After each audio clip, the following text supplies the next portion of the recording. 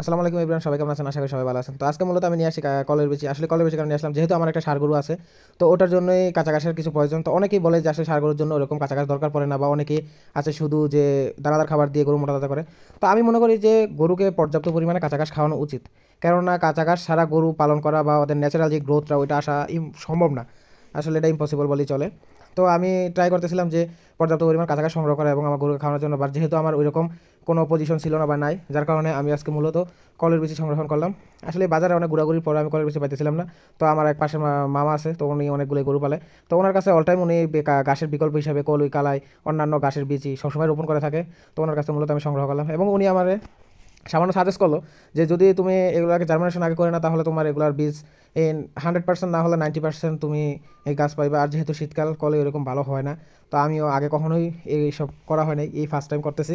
তো আমারও ওরকম এক্সপিরিয়েন্স নাই। তো মামা আমাকে বলে দিয়েছে যে এইভাবে করতে হইব। তো আশা করি যে উনি যেভাবে বলছে আমি ওইরকমভাবেই ট্রাই করতেছি।